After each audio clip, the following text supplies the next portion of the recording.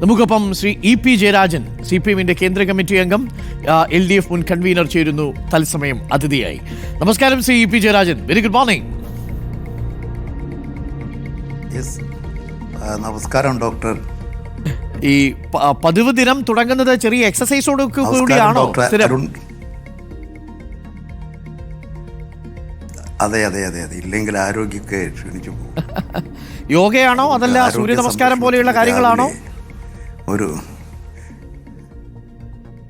നേരത്തെ യോഗയൊക്കെ ഉണ്ടായിരുന്നു. ഇപ്പൊ ഞാൻ രാവിലെ ഒരു 3/4 മണിക്കൂർ നടക്കും. പിന്നെ ചില ആയുർവേദ ചികിത്സയുണ്ട്, അതും രാവിലെ നാട്ടിലുള്ളപ്പോൾ നടത്തും. അതുകൊണ്ട് രാവിലെ നിങ്ങളൊക്കെ വിളിച്ചാൽ ഞങ്ങൾ ഈ തിരക്കിലായിരിക്കും. അതുകൊണ്ട് നിങ്ങളുടെ സമയത്തിനനുസരിച്ച് ചിലപ്പോൾ ഡോക്ടർ അരുൺകുമാറിൻ്റെ തിരക്കിനനുസരിച്ച് ഞങ്ങൾക്ക് നിങ്ങളോടൊപ്പം സഞ്ചരിക്കാൻ കഴിഞ്ഞില്ലെന്ന് വന്നേക്കാം. അത് ഇത്തരം ഒരു സാഹചര്യത്തിലാണ്. രാവിലെ ബ്രേക്ക്ഫാസ്റ്റ് ഒക്കെ കഴിച്ചിട്ടാണോ ഇരിക്കുന്നത്? ചിരി വളരെ സന്തോഷകരാണ്. അതെ അതെ അതെ അതെ, ഇപ്പോൾ വീട്ടിലാണ് ഉള്ളത്. രാവിലെ ഒരു 2 ഇഡ്ഡലി കഴിക്കും. നിങ്ങളുടെ കണ്ണൂർ റിപ്പോർട്ടർ അർജുൻ ഇവിടെയുണ്ട്, അർജുൻ കല്യാൺ. അദ്ദേഹത്തോട് ചോദിച്ചു ബ്രേക്ക്ഫാസ്റ്റ് കഴിച്ചിനോ വേണോന്ന്. വേണ്ട, ഞങ്ങൾ കഴിച്ചിട്ടാ വന്നത്. കാര്യങ്ങളിലൊക്കെ വളരെയധികം ശ്രദ്ധിക്കുന്നതാണ്. എല്ലാവർക്കും അവരൊക്കെ വളരെ സന്തോഷവാന്മാരാണ്. ചായ കുടിച്ചിട്ട് പോയാൽ മതി, ഭക്ഷണം കഴിക്കണം എന്ന് എപ്പോഴും പറയാറുണ്ട് ഞങ്ങളുടെ റിപ്പോർട്ടർമാര്. അതെ അതെ അതെ. അപ്പോൾ എന്തായാലും നമ്മള് ഈ നല്ലതുപോലെ ആത്മകഥയുമായൊക്കെ ബന്ധപ്പെട്ട ചർച്ചകൾക്കൊക്കെ ശേഷം ഞാൻ അങ്ങനെ ആദ്യമായിട്ടാണ് നമ്മൾ ഇപ്പോൾ പ്രേക്ഷകർക്ക് മുന്നിൽ നമ്മൾ സ്വകാര്യമായി സംസാരിച്ചിട്ടുണ്ടെങ്കിലും, അപ്പോൾ അങ്ങയുടെ ഒരു ഫോട്ടോ നമ്മുടെ മനോരമയിൽ വന്നിരുന്നു. ഞാനത് പ്രേക്ഷകരെ കാണിച്ചു ഇന്നലെ. ഒരു കട്ടൻ ചായ കുടിക്കുന്ന ഫോട്ടോ. അതെ അതെ. ആ ഫോട്ടോ കണ്ടപ്പോൾ എന്ത് തോന്നി CP? അതെ, എനിക്കിങ്ങനെ എത്ര ഫോട്ടോ എത്ര കാലമായി വരാൻ തുടങ്ങിയിട്ട്. ഞാൻ ഡോക്ടർ അരുൺകുമാറിൻ്റെ എല്ലാ ദിവസവും കാണുന്നുണ്ട്. നിങ്ങൾ കേരളത്തിലെ, ഇന്ത്യയിലെ, ലോകത്തിലെ തന്നെ വാർത്താ മാധ്യമങ്ങളിൽ മലയാളം ചാനൽ ഇങ്ങനെ നിറഞ്ഞു നിൽക്കുന്ന ഒരു മാധ്യമ നേതാവല്ലേ? മാധ്യമരംഗത്തെ ഒരു തലമുതിർന്ന നേതാവാണ് നിങ്ങൾ. അപ്പോൾ നിങ്ങൾ എല്ലാ കാര്യങ്ങളും നിരീക്ഷിക്കുന്നുണ്ടാവും. ഞാൻ എല്ലാ കാര്യങ്ങളും നിരീക്ഷിക്കാൻ കഴിയുന്നില്ലെങ്കിലും അത്യാവശ്യം വേണ്ട കാര്യങ്ങളൊക്കെ നിരീക്ഷിക്കുന്നുണ്ടാകും.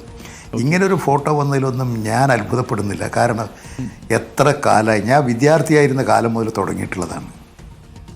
അതുകൊണ്ട് അതിങ്ങനെ പല വേട്ടയാടലുകളും ഉണ്ടാകും, പലതരത്തിലുള്ള വാർത്തകൾ കൊടുക്കും. അതിലൊന്നും എനിക്കൊരു പരാതിയുമില്ല. ഈ കാർട്ടൂണൊക്കെ വരുന്നതിനോടൊന്നും എനിക്കൊരു പരാതിയുമില്ല. അത് മാധ്യമരംഗത്തെ ഒരു രീതിയാണ്. അതുപോലെ ഇപ്പോൾ ഈ ഫോട്ടോ വന്നു, എനിക്കതിൽ പരാതിയില്ല. കാരണം അത് മാധ്യമരംഗത്തെ ഒരു ന്യൂസ് ഒരു വാർത്തയാണ്. ആ വാർത്തയ്ക്കുള്ള അവർ കാണുന്നൊരു വാലിഡിറ്റി ഉണ്ട്, അത് നല്ലതാണ്. അതിൻ്റെ ഒരു ഭാഗമായിട്ട് ഞാൻ കാണുന്നുള്ളൂ. എനിക്കതുകൊണ്ട് ആ വാർത്ത പ്രസിദ്ധീകരിച്ചതിനോട് ഒരു പ്രതിഷേധവുമില്ല.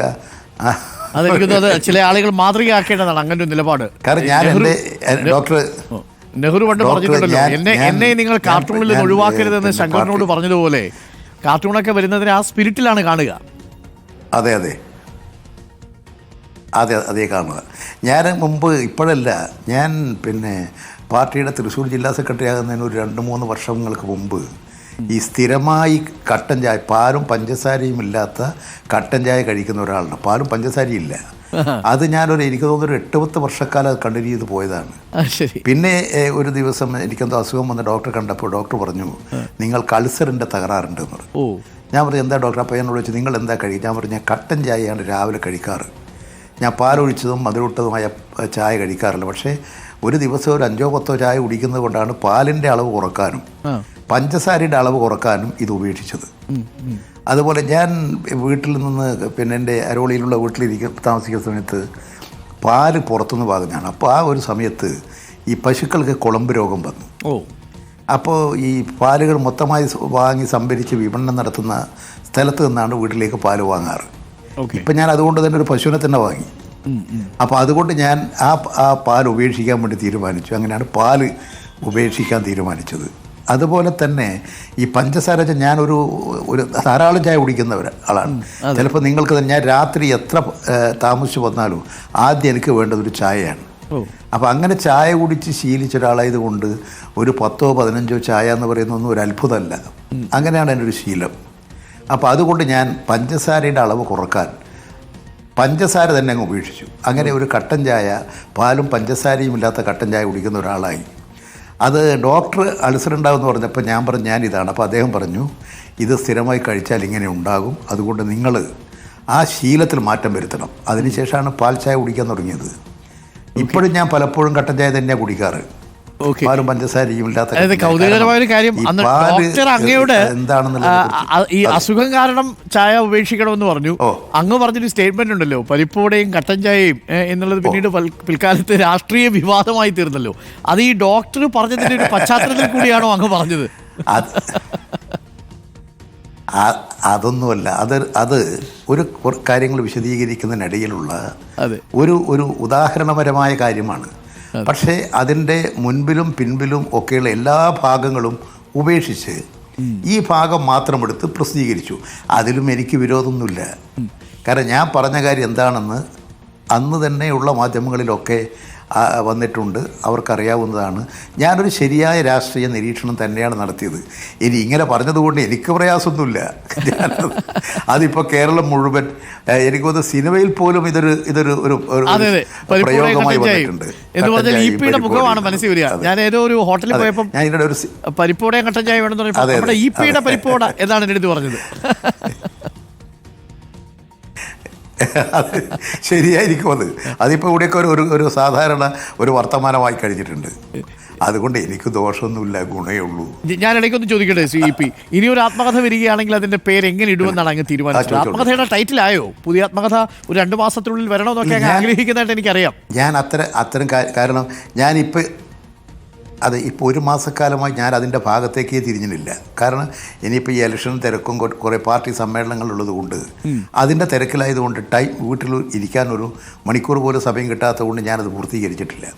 ഞാൻ ഉദ്ദേശിക്കുന്നത് ഈ ഡിസംബർ മാസം അതോടുകൂടി അതുവരെയുള്ള, ഇതിപ്പോൾ ഡിസംബർ ഇന്ന് 4 ഈ ഡിസംബർ മാസത്തോടുകൂടി അതിൻ്റെ ഒരു ഭാഗം പൂർത്തീകരിച്ച് ഞാൻ ഡിസംബറോടുകൂടി എൻ്റെ ഈ ആത്മകഥയുടെ 1ാം ഭാഗം അവസാനിപ്പിക്കുന്നു എന്ന് പറഞ്ഞുകൊണ്ട് അത് കൺക്ലൂഡ് ചെയ്ത് അത് ഒന്ന് എഡിറ്റ് ചെയ്ത് വാചകശുദ്ധി, ഭാഷാശുദ്ധിയൊക്കെ വരുത്തി അതിനുശേഷം അതൊരു പുസ്തക രൂപത്തിലാക്കിയതിന് ശേഷം അത് ഈ രംഗത്തൊക്കെയുള്ള പുസ്തക രംഗത്ത്, അതുപോലെ തന്നെ ഈ മാധ്യമരംഗത്ത്, ഇത്തരം രംഗങ്ങളിൽ രാഷ്ട്രീയ രംഗത്തൊക്കെയുള്ളവരുടെ എല്ലാ അഭിപ്രായങ്ങൾ ചോദിച്ചറിഞ്ഞൊരു നല്ല ടൈറ്റിൽ, അതായത് വസ്തുനിഷ്ഠമായിട്ടുള്ളതും ജനങ്ങൾക്ക് തിരിച്ചറിയാൻ കഴിയുന്നതും യാഥാർത്ഥ്യബോധത്തോടു കൂടി സമീപിക്കാൻ കഴിയുന്നതുമായ ഒരു പുസ്തകത്തിൻ്റെ തലവാചകമാക്കി എടുക്കാൻ കഴിയത്തക്ക നിലയിൽ രൂപകൽപ്പന കൊടുക്കാമെന്നാണ് ഉദ്ദേശിക്കുന്നത്. കൊടുക്കില്ല എന്നുള്ളത് ഉറപ്പിച്ചോ അങ്ങ്? ഇത് പൂർത്തീകരിച്ചതിന് ശേഷം. അല്ല, സാധാരണഗതിയിൽ നിങ്ങൾക്ക് എന്ത് തോന്നുന്നു അത് തന്നെയാണ് എനിക്കും തോന്നുന്നത്. എനിക്കൊന്ന് ആ വിഷയത്തിൽ നമ്മുടെ തോന്നൽ തന്നെയാണ് എൻ്റെതും. ഇത്രമാത്രം തെറ്റായ അതില് ഞാൻ അറിഞ്ഞിരുന്നു. ഇത്രയും തെറ്റായ നിലപാട് സ്വീകരിച്ച ഒരു കൂട്ടർക്ക് തന്നെ ഏത് തെറ്റായ നിലപാടാണ് സ്വീകരിച്ചത്? എത്ര വലിയ ക്രിമിനൽ കുറ്റമാണ് ചെയ്തത്? അങ്ങനെയുള്ള ഒരു കൂട്ടർക്ക് തന്നെ ഞാൻ വീണ്ടും അത് പ്രസിദ്ധീകരിക്കാൻ കൊടുക്കും എന്ന് ആരെങ്കിലും കരുതുമെന്ന് എനിക്ക് തോന്നുന്നില്ല. ഇപ്പം ഞാൻ അത് സംബന്ധിച്ചൊരു അന്തിമ തീരുമാനം കൈക്കൊണ്ടിട്ടില്ല. ഏതായാലും ഈ മാസം അവസാനത്തോടു കൂടി 1ാം ഭാഗം വരും അതിന്റെ പ്രദർശനത്തിൽ. ആദ്യ ഭാഗമാണ് ഇപ്പോൾ പുറത്തിറങ്ങുക. കാരണം ഇനിയും അങ്ങോട്ട് രാഷ്ട്രീയ ഇന്നിങ്സ് ഉണ്ടല്ലോ. അതെ അല്ല, ഡിസംബർ 30 ശേഷവും എൻ്റെ ജീവിതം ഉണ്ടല്ലോ. കറക്റ്റ്, ഉണ്ടാവണം. അതിപ്പോൾ എഴുതാൻ പറ്റില്ല. ഫ്യൂച്ചർ അത് സഞ്ചരിച്ചു കൊണ്ടുപോകണല്ലോ. ശാരീരിക ആരോഗ്യത്തോടു കൂടിയും അങ്ങ് തുടരണം. അതാണ് നമ്മളുടെ ഒക്കെ ആഗ്രഹം. EP സ്നേഹിക്കുന്ന ഒരുപാട് പേരുണ്ട്. എന്തിനാണ് ഈ സാധു മനുഷ്യൻ ഇങ്ങനെ വേട്ടയാടുന്നത്? അദ്ദേഹം വളരെ നിഷ്കളങ്കമായി പല കാര്യങ്ങളും ഇങ്ങനെ ആൾക്കാരെടുത്ത് പ്രയോഗിക്കുകയാണെന്ന് പറയാനുണ്ട്. ഞാനൊരു കാര്യം ചോദിച്ചോട്ടെ, നമ്മൾ തുറന്ന് സംസാരിക്കുന്നതിൻ്റെ ഭാഗമായിട്ട്. ഇപ്പം ഞാൻ ഈ G. സുധാകരൻ അദ്ദേഹത്തെ ഞാൻ ഇടയ്ക്ക് വിളിക്കാറുണ്ട്, സംസാരിക്കാറുണ്ട് ഞങ്ങൾ. അപ്പോൾ അദ്ദേഹവും വളരെ നിഷ്കളങ്കമായ ചില കാര്യങ്ങൾ ഇങ്ങനെ വെട്ടിത്തുറന്ന് പറയുന്ന മനുഷ്യനാണ്. പക്ഷെ അപ്പോഴും പാർട്ടിയുടെ ഒരു നിലപാടിൽ നിന്നും അടിസ്ഥാനമായി അദ്ദേഹം വ്യതിചലിച്ചതായിട്ട് നമ്മൾ കാണുന്നില്ല. പലതരത്തിലുള്ള പ്രലോഭനങ്ങൾ വന്നു, പല പാർട്ടിക്കാരും അദ്ദേഹത്തെ വലവിരിച്ചു. പക്ഷേ അപ്പോഴൊന്നും അദ്ദേഹം അതിലേക്കൊന്നും വഴങ്ങിയിട്ടുമില്ല. ഇപ്പോൾ നമ്മുടെ ഈ മധു മുല്ലശ്ശേരിയെ പോലുള്ള ആളുകളൊക്കെ മംഗലപുരത്ത് നിന്നൊരു സുപ്രഭാതത്തിലങ്ങ് BJP-യിലേക്ക് പോവുകയാണ്. അതങ്ങേപോലെയുള്ള ഒരു മുതിർന്ന കേന്ദ്ര കമ്മിറ്റി അംഗത്തെ സംബന്ധിച്ച് ഒരു അലോസരം ഉണ്ടാക്കുന്നില്ലേ? ഒരു ഏരിയ കമ്മിറ്റി സെക്രട്ടറി ആയിട്ട് 6 വർഷം ഇരുന്നയാൾ, കഴിഞ്ഞ 42 വർഷമായ ഒരു പാർട്ടി അംഗമായിരുന്ന ഒരാൾ ഒരു സുപ്രഭാതത്തിൽ ജില്ലാ സെക്രട്ടറിയോട് വിയോജിപ്പ് പറഞ്ഞ് മോദി ക്യാമ്പിലേക്ക് പോവുകയാണ്. ഇന്ന് 10:30 അദ്ദേഹം അംഗത്വം സ്വീകരിക്കുകയാണ്. അത് ഞാനിങ്ങനെ ചാനലിൽ ഞാനത് കണ്ടു. അതിൻ്റെ ബാക്കി കാര്യങ്ങളൊന്നും എനിക്ക്, കാരണം അത് തിരുവനന്തപുരത്താണ്, മംഗലപുരത്താണ്, ഞാനുമായിട്ട് ഏറ്റവും അടുത്ത് ബന്ധപ്പെടുന്ന ഒരു പ്രദേശമല്ല. എങ്കിൽ പോലും എനിക്ക് മധുവിനെയും ഈ പിന്നെ മംഗലപുരം ഏരിയ കമ്മിറ്റിയും ഒക്കെ എനിക്കറിയുന്നതാണ്. അവിടുത്തെ ഒരു പാർട്ടി ഓഫീസിൻ്റെ തറക്കല്ലിടൽ, അത് ADC സെക്രട്ടറി ഞാൻ തന്നെ പോയിരുന്നു. ജോയിയായിട്ടൊക്കെ ഞങ്ങൾക്ക് നല്ല ബന്ധം. അങ്ങനെ സാധാരണഗതിയിൽ സഖാവ് ജോയി എന്ന് പറയുന്നത് നല്ല പക്വതയും പാകതയും ഒക്കെയുള്ള നല്ല പ്രാപ്തനായിട്ടുള്ളൊരു പാർട്ടി ലീഡറാണ്. അപ്പോൾ അവിടെ യഥാർത്ഥത്തിൽ എന്താണ് സംഭവിച്ചതെന്നുള്ളത് എനിക്ക് ഒരു പത്രങ്ങളിൽ വന്നിരിക്കുന്ന അല്ലെങ്കിൽ മാധ്യമങ്ങളിൽ വന്നിരിക്കുന്ന വാർത്തകൾ മാത്രം ആധാരമാക്കി പറയുന്നത് ശരിയായിരിക്കില്ല. അത് സംബന്ധിച്ച് അവിടുത്തെ പാർട്ടി ജില്ലാ കമ്മിറ്റിയോട് ചോദിച്ചാൽ അവർ തന്നെ കാര്യങ്ങൾ വ്യക്തമാക്കും. ഒരു കാര്യം നമ്മൾ മനസ്സിലാക്കേണ്ടത്, പാർട്ടിയെ തകർക്കാൻ വിവിധ തരത്തിലുള്ള പ്രവർത്തനങ്ങൾ വിവിധ മേഖലകളിലൂടെ അരങ്ങേറിക്കൊണ്ടിരിക്കുകയാണ്.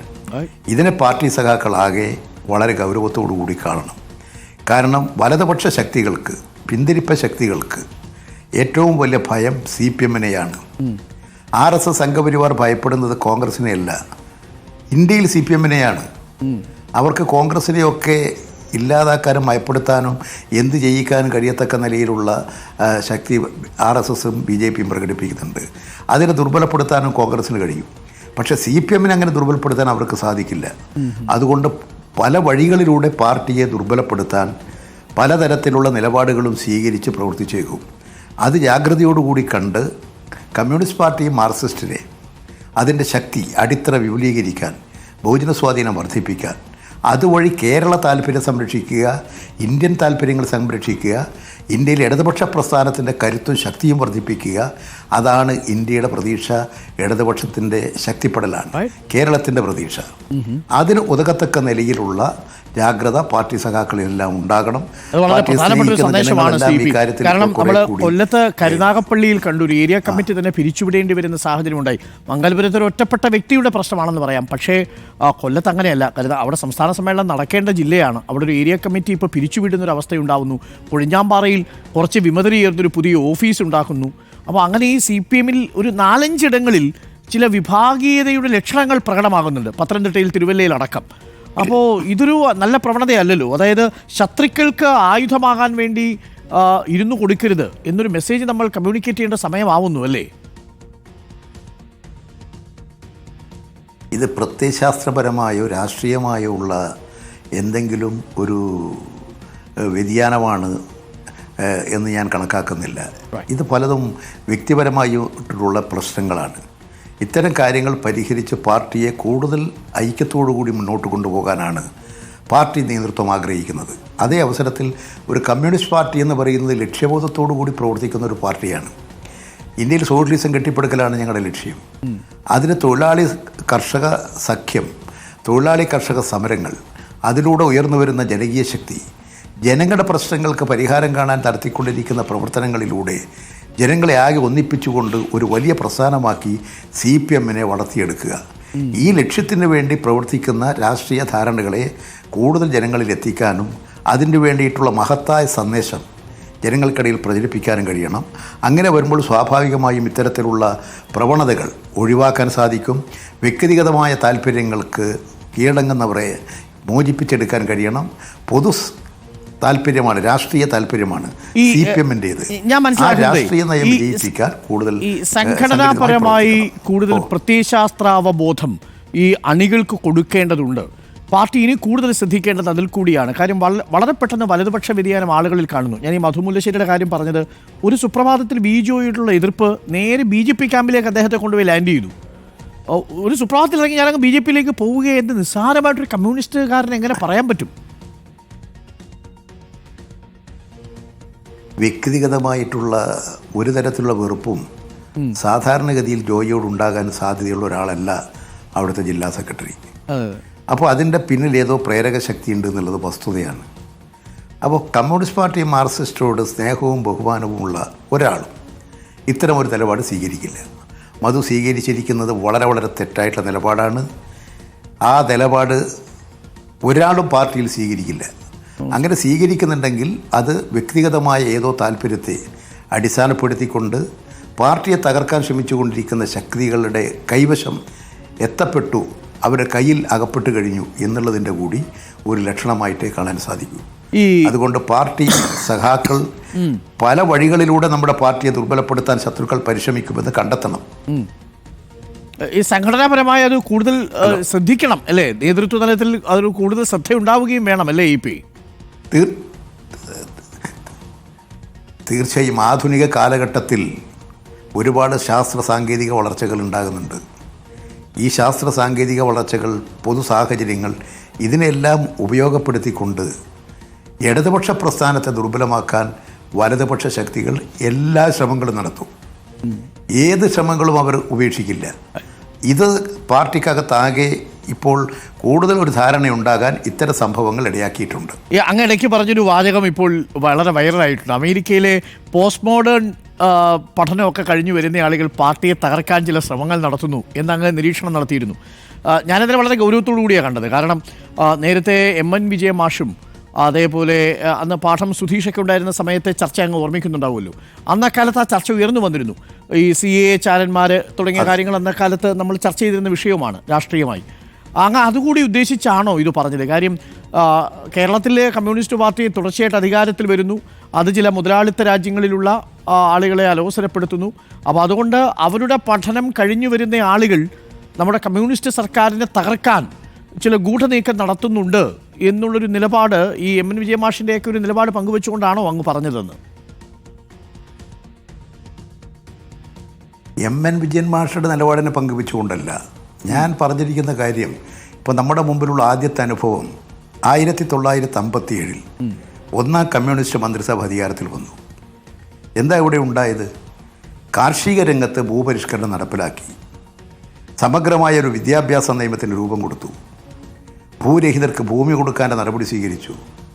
കുടികിടപ്പുകാർക്ക് അവകാശം കൊടുക്കാൻ, കർഷക തൊഴിലാളികൾക്ക് ഭൂമി കൊടുക്കാൻ, പാവപ്പെട്ട പട്ടികജാതി പട്ടികവർഗ ജനവിഭാഗങ്ങൾ സുരക്ഷിതത്വം കൊടുക്കാൻ നടപടി സ്വീകരിച്ചതിൻ്റെ മേലെ ഇവിടെ എന്താ ഉണ്ടായത്? വിമോചന സമരമല്ലേ? ആ വിമോചന സമരത്തെ അന്ന് ന്യായീകരിച്ചവരല്ലേ കോൺഗ്രസും അതുപോലെ ഇന്നുള്ള അവരുടെ പല ഘടക കക്ഷികളും. അതിനെ ന്യായീകരിക്കുക മാത്രമല്ല, ആ വിമോചന സമരം എത്രമാത്രം അക്രമമാണ് കേരളത്തിൽ അന്ന് അഴിച്ചുവിട്ടത്. എന്നിട്ടും കമ്മ്യൂണിസ്റ്റ് മന്ത്രിസഭ തകർന്നില്ല.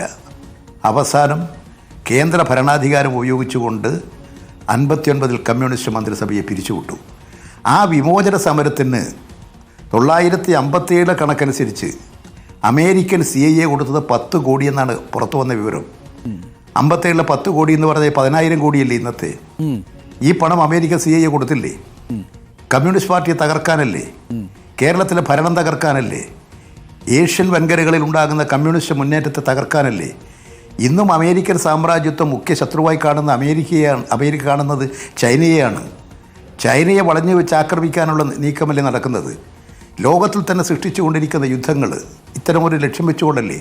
അപ്പോൾ ലോകത്തിൽ തന്നെ സാമ്രാജ്യത്വ ശക്തികൾ അവരുടെ ചാരപ്രവൃത്തികൾ, അട്ടിമറികൾ എല്ലാം ഉപയോഗിച്ചു കൊണ്ടിരിക്കുന്നത് പുരോഗമന പ്രസ്ഥാനത്തെയും ഇടതുപക്ഷ പ്രസ്ഥാനത്തെയും വിശേഷ കമ്മ്യൂണിസ്റ്റ് പാർട്ടിയെയും ദുർബലപ്പെടുത്താനും തകർക്കാനുമാണ്. ഇന്ന് ഇന്ത്യയിൽ കമ്മ്യൂണിസ്റ്റ് പാർട്ടി ഇന്ന് ഒരു തുരുത്ത് പോലെ നിൽക്കുന്നത് കേരളത്തിലാണ്. ആ കേരളത്തിലെ പ്രസ്ഥാനത്തെ ഒരു തരത്തിലും പോറലേൽപ്പിക്കാൻ കഴിയുന്നില്ല. ആ കമ്മ്യൂണിസ്റ്റ് പാർട്ടിയെ ലക്ഷ്യം വെച്ചുകൊണ്ട് പ്രവർത്തിക്കുന്നുണ്ട്. ഞാൻ പറഞ്ഞത് അമേരിക്കൻ സർവകലാശാലയിൽ നിന്ന് പരിശീലനം കൊടുത്ത് ഏഷ്യൻ വൻകരകളിലേക്ക് ഇന്ത്യയിലേക്ക് ഇങ്ങനെ ആളുകൾ വന്ന് ഇന്ത്യയിൽ പ്രവർത്തിപ്പിക്കുന്നുണ്ട്. അതൊരു രഹസ്യമൊന്നുമല്ല. ഇന്ന് തന്നെ അത് പരസ്യമായി വന്നിട്ടുള്ള കാര്യമാണ്. പിന്നെ ന്യൂസ് 80കാർക്ക് ഇതൊന്നും അറിയില്ല. അവരെന്തോ ആരോ പറയുന്നത് കേട്ട് ആരോ ടോപ്പഡോ ചെയ്യാൻ വേണ്ടിയിട്ട് പിന്നെ കരാറെടുത്ത് വാർത്ത കൊടുക്കും. അതല്ല, ഇതൊരു യാഥാർത്ഥ്യമാണ്. അവർക്കിപ്പോൾ ഇത് മനസ്സിലായിട്ടില്ല. അവർ മനസ്സിലാക്കേണ്ടതെന്ന് മാത്രമേ എനിക്കുള്ളൂ. പക്ഷേ അമേരിക്ക ബൗദ്ധികമായ ചാരവൃത്തി ഉപയോഗിക്കുന്നു അല്ലേ? അവരെല്ലാ തരത്തിലുള്ള പ്രവൃത്തികളും ഉപയോഗിച്ചു കൊണ്ടിരിക്കുകയാണ്.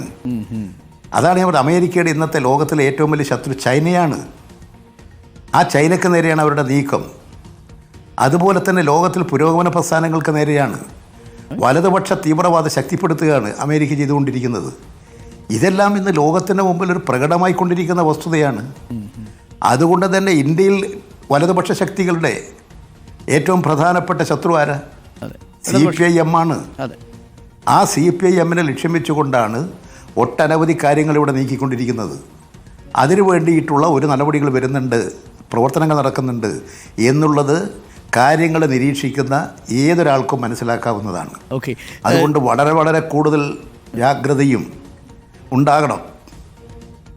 ഒരു കാര്യം കൂടി ഇപ്പോൾ പല ആളുകളും പറയുന്നത്, സച്ചിദാനന്ദ മാഷൊക്കെ പറഞ്ഞൊരു കാര്യം, തുടർച്ചയായിട്ട് കമ്മ്യൂണിസ്റ്റ് സർക്കാർ അധികാരത്തിലിരുന്നാൽ അതിലൊരു അധികാരത്തിൻ്റെ കേന്ദ്രീകരണം ഉണ്ടാവും, അത് ഒഴിവാക്കുന്നതാണ് കമ്മ്യൂണിസ്റ്റ് പാർട്ടിക്ക് നല്ലത്. ഒരു തവണ പ്രതിപക്ഷത്തിൽ, 2 തവണയൊക്കെ അധികാരത്തിൽ വന്നാൽ ഒരു തവണ പ്രതിപക്ഷത്തിരുന്നാൽ പാർട്ടി ഒന്നുകൂടി ഊർജ്ജസ്വലമാവും എന്ന് പറയും. കാര്യം ഈ ബഹുജനവർഗ സംഘടനകളൊക്കെ ഇപ്പോൾ പലപ്പോഴും ഉറങ്ങിയിരിക്കുന്നു എന്നൊരു ആരോപണം പൊതുവെ വരാറുണ്ടല്ലോ. അത് ഒരു ഭാഗത്ത് വിദ്യാർത്ഥി പ്രസ്ഥാനങ്ങളാണെങ്കിലും യുവജന പ്രസ്ഥാനങ്ങളാണെങ്കിലും സർവീസ് സംഘടനകളാണെങ്കിലും തൊഴിലാളി യൂണിയനുകളാണെങ്കിലും അതായത് സർക്കാർ ഭരിക്കുന്നത് ഇടതുപക്ഷമായതുകൊണ്ട് അങ്ങനൊരു നിലപാട് അങ്ങേക്കുണ്ടോ? അതായത് ഒരു തവണ പ്രതിപക്ഷത്തിരുന്നാൽ ഇടതുപക്ഷം കൂടുതൽ കരുത്ത് നേടും എന്നൊരു നിലപാട് അങ്ങേക്കുണ്ടോ? സച്ചിദാനന്ദ മാഷ് പറഞ്ഞ നില എടുത്തു നോക്കിയാൽ ഭരണത്തിൽ വരുന്നത് തെറ്റ് എന്നുള്ളൊരു രാഷ്ട്രീയമാണ്. അത് ഞങ്ങൾ നിരാകരിക്കുന്നതാണ്. എന്താ കമ്മ്യൂണിസ്റ്റ് പാർട്ടി അധികാരത്തിൽ വരുന്നതിൻ്റെ ലക്ഷ്യം? ഒരു സുശക്തമായ തൊഴിലാളി വർഗ പ്രസ്ഥാനം ഇന്ത്യയിൽ കെട്ടിപ്പടുക്കുക. ഇന്നത്തെ ബൂർഷ്വാ നയത്തിന്, കേന്ദ്ര നയത്തിന്, വലതുപക്ഷ നയത്തിന് ബദലായി ജനങ്ങൾക്ക് ആശ്വാസം കൊടുക്കാൻ കഴിയുന്നൊരു നയം ഉയർത്തിക്കൊണ്ടുവന്ന് ഈ രാജ്യത്തിലെ സാധാരണക്കാർ, തൊഴിലാളികൾ, കൃഷിക്കാർ, വിദ്യാർത്ഥികൾ, യുവാക്കൾ, ബുദ്ധിജീവികൾ, മഹിളകൾ, ഇവരെയെല്ലാം അവരവരുടെ ജീവിത പ്രശ്നം പരിഹരിച്ചുകൊണ്ട് ഒന്നിപ്പിച്ച് നിർത്തി അവരെ ശക്തിയാക്കി മാറ്റിയെടുക്കുക, വളർത്തിയെടുക്കുക, അതിന് ഭരണത്തെ ഉപയോഗിക്കുക എന്നുള്ളതാണ്. അല്ലാതെ ഈ ഭരണമെന്ന് പറയുന്നത് വലതുപക്ഷത്തിൻ്റെ ഭരണം പോലെയല്ല ഇടതുപക്ഷ ഭരണം. വലതുപക്ഷത്തിൻ്റെ താല്പര്യം എന്തിനാണ്? കോൺഗ്രസ് അധികാരത്തിൽ വരുന്നത് സ്വന്തം താല്പര്യങ്ങൾക്ക് വേണ്ടിയാണ്, മന്ത്രിസ്ഥാനത്തിന് വേണ്ടിയിട്ടാണ്. കമ്മ്യൂണിസ്റ്റ് പാർട്ടി മാർക്സിസ്റ്റ് ഏതെങ്കിലും ഒരാൾക്ക് മന്ത്രിയാവാൻ വേണ്ടിയിട്ടല്ല ഭരണം. കമ്മ്യൂണിസ്റ്റ് പാർട്ടി മാർക്സിസ്റ്റ് ഭരണം കൈയാളുന്നത് തൊഴിലാളി, കർഷകാദി, വിദ്യാർത്ഥി, യുവജന, മഹിളാ ജനവിഭാഗങ്ങളുടെ, കഷ്ടപ്പെടുന്ന ജനങ്ങളുടെ സമരശക്തി വളർത്തിയെടുക്കണം, അവരുടെ കഴിവ് വർദ്ധിപ്പിക്കണം, അവരുടെ ജീവിത പ്രയാസങ്ങൾ ലഘൂകരിക്കണം. അതുവഴി നമ്മുടെ മുമ്പിൽ തൊഴിലാളി വർഗ പ്രസ്ഥാനമാണ് ആത്യന്തികമായി ജനങ്ങളുടെ സംരക്ഷകർ എന്ന പൊതു അറിവ് ആകെ ജനങ്ങളിലേക്ക് എത്തിക്കാൻ കഴിയുന്ന പ്രവർത്തനങ്ങൾ സംഘടിപ്പിക്കുക. അതുവഴി ഒരു സുശക്തമായ ബദൽ പ്രസ്ഥാനം കേരളത്തിൽ വളർത്തിയെടുത്താൽ അതിൻ്റെ ചലനം ഇന്ത്യയിലുണ്ടാകും. പ്രതികൂലമായ സാഹചര്യങ്ങളുണ്ട്, അനുകൂലമായ സാഹചര്യങ്ങളുണ്ട്. ചില കാലഘട്ടങ്ങളിൽ പ്രതികൂലമായ സാഹചര്യം ഉണ്ടാകും. ആ സാഹചര്യം ഉണ്ടാകുമ്പോൾ എന്തുകൊണ്ട് പ്രതികൂലമായ സാഹചര്യം വന്നു എന്ന് പരിശോധിച്ച് ആ പ്രതികൂലമായ സാഹചര്യം വരാനിടയാക്കിയ കാരണങ്ങളെ മാറ്റി അനുകൂലമാക്കി തീർക്കാനുള്ള അടവുപരമായ നിലപാടുകൾ സ്വീകരിച്ച് പാർട്ടിയെ കൂടുതൽ സംഘടനാപരമായും ബഹുജനങ്ങളെ ആകർഷിച്ചു വരുമ്പോൾ അവരെ പാർട്ടിയുടെ ഭാഗമാക്കി തീർക്കാനുള്ള സംഘടനാ കരുത്ത് വർദ്ധിപ്പിച്ച് പാർട്ടിയെ ശക്തിപ്പെടുത്താൻ പ്രവർത്തിക്കുക എന്നുള്ളതാണ്. അതാണ് ഭരണമെന്ന് പറയുന്നത്. അല്ലാതെ ഈ തുടർച്ചയായ ഭരണം എന്ന് പറയുന്നത് എന്തോ ഒരു അബദ്ധം കമ്മ്യൂണിസ്റ്റുകാർ ചെയ്യുന്നു, തുടർച്ചയായി ഭരിച്ചാൽ എന്തോ തെറ്റ് ചെയ്യുന്നു എന്നുള്ളൊരു തോന്നലുണ്ടാക്കാനാണ്. ഇനി എത്ര വർഷക്കാലം കമ്മ്യൂണിസ്റ്റുകാർ അധികാരത്തിലിരുന്നാലും അത് ആ പാർട്ടി നയത്തിനനുസരിച്ചേ പ്രവർത്തിക്കൂ, ഒരു തെറ്റും ചെയ്യില്ല. അങ്ങനെ എന്തെങ്കിലും തെറ്റുകൾ എവിടെയെങ്കിലും ഉണ്ടായാൽ തീർച്ചയായും ശക്തമായ നിലപാടുകൾ സ്വീകരിച്ചുകൊണ്ട് ഒരു തിരുത്തൽ പ്രക്രിയയും കമ്മ്യൂണിസ്റ്റ് പാർട്ടിക്കകത്തുണ്ടാകും. അതാണ് കമ്മ്യൂണിസ്റ്റ് പാർട്ടിയുടെ പ്രത്യേകത, കമ്മ്യൂണിസ്റ്റ് പാർട്ടി മാർക്സിസ്റ്റിൻ്റെ പ്രത്യേകത. ആ പ്രത്യേകത വെച്ചുകൊണ്ടാണ് പാർട്ടി ഇന്ത്യൻ രാഷ്ട്രീയത്തിൽ പ്രവർത്തിക്കുന്നത്. സച്ചിദാനന്ദൻ മാസ്റ്റർ പറഞ്ഞതുപോലെ ഉള്ളൊരു നിരീക്ഷണത്തിൻ്റെ അടിസ്ഥാനത്തിലെ എല്ലാ സുശക്തമായ തൊഴിലാളി കർഷക പ്രസ്ഥാനം വളർത്തിയെടുക്കുക, തൊഴിലാളികളുടെയും കൃഷിക്കാരുടെയും പ്രസ്ഥാനം വളർത്തിയെടുക്കുക, യുവാക്കളുടെയും മഹിളകളുടെയും വിദ്യാർത്ഥികളുടെയും ഒക്കെ അവരുടെ താല്പര്യ സംരക്ഷണത്തിന് വേണ്ടി അവരുടെ പ്രസ്ഥാനം വളർത്തിയെടുത്ത് അവരുടെ എല്ലാം രക്ഷയ്ക്കുള്ള മഹത്തായ ഇടതുപക്ഷ പ്രസ്ഥാനത്തിന് കരുത്തും ശക്തിയും പകരുക, ബഹുജന പിന്തുണ ഉണ്ടാക്കി കൊടുക്കുക എന്നുള്ളതാണ് ഈ ഭരണപരമായ പ്രവർത്തനങ്ങളിലൂടെ കമ്മ്യൂണിസ്റ്റ് പാർട്ടി നിർവഹിക്കുന്നത്. ഇപ്പം ഒരു കാര്യം കൂടി, നമ്മുടെ ഈ നവീൻ ബാബുവിൻ്റെ മരണത്തിൽ അങ്ങേക്ക് PPDVയൊക്കെ നേരിട്ട് അറിയാമല്ലോ. അപ്പോൾ ഈ വിഷയത്തിൽ യഥാർത്ഥത്തിൽ CBI വരണം എന്നാണ് ആ കുടുംബം ആവശ്യപ്പെടുന്നത്. അങ്ങ് കരുതി പറഞ്ഞാൽ മതി. കാരണം പത്തനംതിട്ട ജില്ലാ കമ്മിറ്റിയൊക്കെ ആദ്യം CBI വരണമെന്ന് പറഞ്ഞു, പക്ഷേ നമ്മുടെ പോലീസ് അന്വേഷിച്ചാൽ മതി എന്ന നിലപാടിലേക്ക് വന്നിട്ടുണ്ട്. കാര്യം എന്തു പറഞ്ഞാലും അത് വിവാദമാവുന്നൊരു സാഹചര്യമാണ്. പക്ഷെ അങ്ങനെ ഒരു മനസ്സറിയാൻ വേണ്ടി ഞാൻ ചോദിച്ചു എന്ന് മാത്രം. ഇതിൽ ഈ PPDVക്കൊപ്പമാണോ അങ്ങ് മനസ്സുകൊണ്ട് നിലപാടെടുത്തിരിക്കുന്നത്, അതോ അതിലെന്താണ് അങ്ങ് തുറന്നു പറഞ്ഞതായിട്ട് ഞാൻ കണ്ടില്ല? കേരള പോലീസ്, ഞാൻ എന്നോട് ആരും ഈ കാര്യങ്ങളെ സംബന്ധിച്ച് ഒരു കാര്യവും ചോദിച്ചില്ല. ഞാൻ അതുകൊണ്ട് തന്നെ ഒരു കാര്യവും പറഞ്ഞതുമില്ല. പക്ഷെ കേരള പോലീസ് നീതിപൂർവം പ്രവർത്തിക്കും. ഇതിൽ നവീൻ ബാബുവിൻ്റെ കുടുംബത്തിന് അവരാണ് ഇത് CBI ഏറ്റെടുക്കണം എന്ന് പറഞ്ഞുകൊണ്ട് കോടതിയെ സമീപിച്ചത്. അങ്ങനെ സമീപിച്ച നിലയിൽ കോടതി എന്താണോ പറയുന്നത് അത് പറയട്ടെ. ഇനി അതിനുശേഷം അഭിപ്രായം പറയുന്നതല്ലേ ശരി. അല്ലാതെ കോടതിയിൽ കിടക്കുന്ന ഒരു കാര്യത്തെക്കുറിച്ച് അഭിപ്രായം പറയുന്നത് ഇപ്പോൾ ഈ ഘട്ടത്തിൽ ഗുണകരമായിരിക്കില്ല. ഒന്നേ ഉള്ളൂ, കമ്മ്യൂണിസ്റ്റ് പാർട്ടി മാർക്സിസ്റ്റ് നീതിയുടെയും ശരിയുടെയും പക്ഷത്തായിരിക്കും എന്നും. അതിനുവേണ്ടി നിലകൊള്ളുന്നൊരു പാർട്ടിയാണ്. ആ നിലപാട് തന്നെയാണ് പാർട്ടി ഏത് പ്രശ്നങ്ങളിലും സ്വീകരിച്ച് പോയിക്കൊണ്ടേയിരിക്കുന്നത്. അതാണ് കമ്മ്യൂണിസ്റ്റ് പാർട്ടിയുടെ പ്രത്യേകത, സവിശേഷത. അതെവിടെയും ഉയർത്തിപ്പിടിക്കുന്ന മഹത്തായ സന്ദേശമാണ്. അതുകൊണ്ട് ഇന്ന് പലരും പരാതിപ്പെടുന്നുണ്ടെങ്കിലും അവർക്കെല്ലാം അധികം താമസിയാതെ പാർട്ടിയെക്കുറിച്ചുള്ള ആ പരാതികൾ പോലും ഇല്ലാതായിത്തീരുന്ന ഒരു സാഹചര്യം തന്നെയാണ് കേരളത്തിൽ വളർന്നുകൊണ്ടിരിക്കുന്നത്. ഓക്കെ, ഞാനൊരു കാര്യം കൂടി ചോദിക്കട്ടെ. ഇപ്പം നമ്മുടെ LDF കൺവീനർ സ്ഥാനമൊക്കെ രാജിവെച്ചതിന് ശേഷം, ഒഴിഞ്ഞതിന് ശേഷം അങ്ങിപ്പോൾ കുറച്ചുകൂടി സ്വതന്ത്രനായോ? അങ്ങേക്കതൊരു മാനസികമായി ഒരു ചെറിയ നീറലായി, ഒരു ചെറിയ വേദനയായി ഒരു തുമ്പിലുണ്ടോ? ഇപ്പോഴും കുറച്ചുകൂടി ഒരു തിരക്ക് അങ്ങ് ആഗ്രഹിക്കുന്നില്ലേ? ഇപ്പോഴും രാഷ്ട്രീയമായി തിരക്ക്? ഞാനിപ്പോൾ വലിയ തിരക്ക് തന്നെയാണ്. പിന്നെ എനിക്ക് കഴിയാവുന്ന ചുമതല മാത്രമേ ഞാൻ ഏറ്റെടുക്കൂ. എനിക്ക് കഴിയാവുന്ന ചുമതല ഞാൻ പറയുന്നത്, എനിക്ക് കുറേ ആരോഗ്യപരമായ പ്രശ്നങ്ങളുമൊക്കെ ഉണ്ട്. അപ്പോൾ അതൊക്കെ കണക്കിലെടുത്തും എനിക്ക് കൂടുതൽ ജനസേവനം നടത്താൻ കഴിയത്തക്ക നിലയിലുള്ള നിലപാട് സ്വീകരിച്ചുമാണ് ഞാൻ പ്രവർത്തിച്ചുകൊണ്ടിരിക്കുന്നത്. അതുകൊണ്ട് പാർട്ടി ഏൽപ്പിക്കുന്ന ഉത്തരവാദിത്വം നിർവഹിക്കുക എന്നുള്ളതാണ് എൻ്റെ ദൗത്യം. ഞാൻ ഏറ്റെടുത്ത് നടത്തലല്ല. കമ്മ്യൂണിസ്റ്റ് പാർട്ടി മെമ്പർമാർക്ക് ഓരോ പാർട്ടി ഘടകവുമാണ് ആ ഓരോരുത്തരുടെയും കഴിവുകളും പ്രാപ്തിയും അനുസരിച്ച് അവർക്ക് ചുമതല നിശ്ചയിച്ചു കൊടുക്കുന്നത്. അതിനനുസരിച്ച് എനിക്ക് പാർട്ടി നിശ്ചയിച്ചു തരുന്ന ചുമതല ആ പാർട്ടിയുടെ വിശ്വാസ്യതക്കനുസരിച്ച് ഏറ്റെടുത്ത് കൃത്യമായി നിർവഹിക്കുക. അങ്ങനെ നിർവഹിക്കുമ്പോൾ എൻ്റെ എല്ലാ കാര്യങ്ങളും എൻ്റെ പാർട്ടി പരിശോധിക്കും. അതിൻ്റെ അടിസ്ഥാനത്തിലാണ് നിലപാട് സ്വീകരിക്കുക. അതുകൊണ്ട് ഏതെങ്കിലും തരത്തിൽ ഒരു പ്രവർത്തന രംഗത്ത് ഒരു പക്ഷേ ചിലർക്ക് തോന്നിയേക്കാം. ആ തോന്നുന്നത് അവരുടെ നിരീക്ഷണം കൊണ്ട് തോന്നുന്നതാണ്. അത് എൻ്റെ നിരീക്ഷണത്തിൽ എന്നെക്കുറിച്ച് എന്ത് അഭിപ്രായങ്ങളോ ആലോചനയിലില്ല. നിങ്ങൾ തന്നെ പറയുന്നൊരു ചർച്ചയിൽ ഞാൻ കേട്ടു. എന്നെപ്പോലുള്ള ഒരാൾ ഒരിക്കലും ഇത്തരം ആഗ്രഹിക്കില്ല എന്നുള്ളത് എനിക്ക് കേട്ടപ്പോൾ വലിയ അഭിമാനം തോന്നി. അത് നിങ്ങൾ തന്നെ പറഞ്ഞിട്ടൊരു വാക്കായി ഞാൻ കേട്ടു ഒരു ദിവസം ചർച്ചയിൽ. തീർച്ചയായും അത് തന്നെയാണ് എന്നെക്കുറിച്ചിട്ടുള്ള നിങ്ങളുടെ നിരീക്ഷണം തന്നെയാണ് എന്നെ അറിയുന്നവരെല്ലാം നിരീക്ഷിക്കുക. ഞാൻ എത്ര കാലമായി ഈ RSSകാർ എത്ര വട്ടം എനിക്ക് നേരെ ബോംബെറിഞ്ഞത്. RSS വാടക കൊലയാളികളിലെ സുധാകരനെടുത്തിട്ട് വെടിവെക്കാൻ അയച്ചത്. ഏതെല്ലാം തരത്തിലുള്ള ആക്രമണങ്ങളെ കടന്നു വന്നതാ. അടിയന്തരാവസ്ഥയിൽ എന്തൊക്കെ അനുഭവിച്ചതാ. ഇതൊക്കെ കുറേ കാലമായി ഞാൻ അനുഭവിച്ചുകൊണ്ടേയിരിക്കുകയാണ്. ആ അനുഭവത്തിൽ നിന്നൊന്നും ഞാൻ പതറിപ്പോയിട്ടില്ല, ഞാൻ പിന്നോട്ട് പോയിട്ടില്ല. ഞാൻ അതിലൂടെ കൂടുതൽ കരുത്ത് സമ്പാദിക്കുകയാണ് ചെയ്തത്. ആ കരുത്താണ് ഇന്നും എൻ്റെ പ്രചോദനം. ആ പ്രചോദനത്തിലൂടെയാണ് ഞാൻ മുന്നോട്ട് പോകുന്നത്. നിങ്ങളുടെ എല്ലാം സഹായങ്ങളും സഹകരണങ്ങളും എൻ്റെ വിശാലമായ രാഷ്ട്രീയ പ്രവർത്തനത്തിന്, ലക്ഷ്യബോധത്തോടു കൂടിയിട്ടുള്ള ഉന്നത നിലവാരം പുലർത്തിക്കൊണ്ടുള്ള രാഷ്ട്രീയ പ്രവർത്തനത്തിന് എല്ലാവരുടെയും സഹായം ഉണ്ടാകണമെന്നാണ് എൻ്റെ വിനീതമായ അഭ്യർത്ഥന. നേരിട്ട് വന്ന് ഇഡ്ഡലി കഴിക്കാം താങ്കൾക്കൊപ്പം. ഡോക്ടർ തീർച്ചയായും അരുൺകുമാർ, നമുക്ക് നേരിട്ട് കാണാം. ഞാൻ നിങ്ങൾ എല്ലാ ദിവസവും കാണുന്നുണ്ട് പോരെ? എനിക്ക് അറിയാം. Thank you. ഇപ്പൊ എൻ്റെ വീട്ടിൽ ഇപ്പോൾ എല്ലാവരും വെക്കുന്നത് നിങ്ങളെ ചേരല. Thank you Shri P. പിന്നെ അർജുൻ നിങ്ങൾ ഇവിടുത്തെ നമ്മുടെ കണ്ണൂരിലെ ആ കല്യാണില്ലേ, നല്ല ചെറുപ്പക്കാരനാണ്. എനിക്കിപ്പോഴല്ല, അവന്റെ കുട്ടിക്കാലം മുതലേ അറിയാം. അർജുനും അങ്ങേ വലിയ ഇഷ്ടമാണ്. പല കാര്യങ്ങളും ഒക്കെ അങ്ങയെ കുറിച്ച് ഇങ്ങനെ കേൾക്കുമ്പോൾ എന്നെ വിളിച്ച് അർജുൻ കല്യാട് പറയാം, അങ്ങനെയൊന്നും അല്ല കേട്ടു, അദ്ദേഹത്തെ കുറിച്ച് കേൾക്കുന്ന പലതും ശരിയല്ല എന്ന് എൻ്റെ അടുത്ത് വിളിച്ച് പറയാറുണ്ട് അർജുൻ കല്യാട്. അപ്പം അതായിരിക്കും നമ്മളെ നിലപാട്. അതുകൊണ്ടാണ് ഞങ്ങൾ അങ്ങയെ കുറിച്ച് തെറ്റായ വാർത്തകൾ കൊടുക്കാത്തത്. Thank you Shri P. ഒപ്പം ചേർന്നതിന് വളരെ നന്ദി ഡോക്ടർ. രാവിലെ തന്നെ ഇത്തരം ഒരു ഞങ്ങളെ കുറേ നെഗറ്റീവ് വാർത്തകൾ ഇങ്ങനെ നിൽക്കുമായിരുന്നു. അപകടം, മരണം, ഭർത്താവ് ഭാര്യയെ ചുട്ടുകൊല്ലുന്നു. അപ്പോൾ ഇതിനിടയിൽ അങ്ങനെയൊന്ന് കണ്ട് സംസാരിക്കണമെന്ന് കരുതി. Thank you. എന്നാലും ചെറിയ എനർജി എല്ലാവർക്കും വന്നിട്ടുണ്ടാവും ഈ പ്രഭാതത്തിൽ. Thank you Shri P. Doctor വല്ലാത്ത നമ്മുടെ ഡോക്ടർ, ഞാൻ ഒരു കാര്യം കൂടി പറയാം. വല്ലാത്തൊരു സാമൂഹ്യ അന്തരീക്ഷം, കൊലപാതകങ്ങൾ, അപകടങ്ങൾ എല്ലാം നടക്കുകയാണ്. ഇതിന് പരിഹാരമുണ്ടാക്കാനുള്ള ജാഗ്രതയോട് കൂടിയിട്ടുള്ള പ്രവർത്തനങ്ങൾ തീർച്ചയായും ഗവൺമെൻറ് മുൻകൈയെടുത്ത് നടത്തിക്കൊണ്ടിരിക്കുന്നുണ്ട്. ഇവിടുത്തെ എല്ലാ പ്രസ്ഥാനങ്ങളും ഈ റോഡ് അപകടങ്ങളും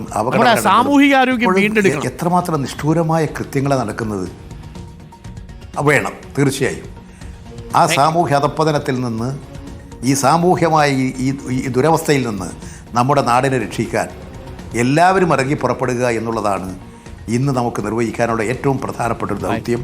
അത് നിർവഹിക്കാൻ നേതൃത്വം കൊടുക്കാനും ഉപദേശങ്ങൾ കൊടുക്കാനും വാർത്തകൾ കൊടുക്കാനും നിങ്ങൾ കൂടി കഴിയട്ടെ എന്ന് ഞാൻ ആഗ്രഹിക്കുന്നു. Thank you Shri E P. Thank you. E P ആണ് നമുക്കൊപ്പം ചേർന്നത്. ഇ പി അത്രയേ ഉള്ളൂ. ഇപ്പം വളരെ സിമ്പിളാണ് ആ അർത്ഥത്തിൽ. നമ്മൾ വളരെ കോംപ്ലിക്കേറ്റ് ചെയ്ത് സങ്കീർണമാക്കി ഇ പിയെ പലപ്പോഴും പല കഥാപാത്രങ്ങളുമാക്കി ചിത്രീകരിക്കാറുണ്ട്. ഇ പി പറഞ്ഞ കാര്യങ്ങളിലെല്ലാം ആ പാർട്ടി ലൈൻ അടിവരയിട്ട് ഉറപ്പിക്കാവുന്ന പാർട്ടി ലൈനാണ് ഇ പി നമ്മളോട് പറഞ്ഞിരിക്കുന്നത്. അപ്പോൾ ആത്മകഥ വരാൻ പോകുന്നു. ഇ പിയുടെ 1ാം ഭാഗമാണ് ഡിസംബർ മാസത്തിന് ശേഷം വരാൻ പോകുന്നത്. നമുക്ക് നോക്കി വായിക്കാം ഇ പിയുടെ ആത്മകഥയിൽ എന്തൊക്കെ കാര്യങ്ങളാണ് ഉണ്ടാവുക എന്നുള്ളത്.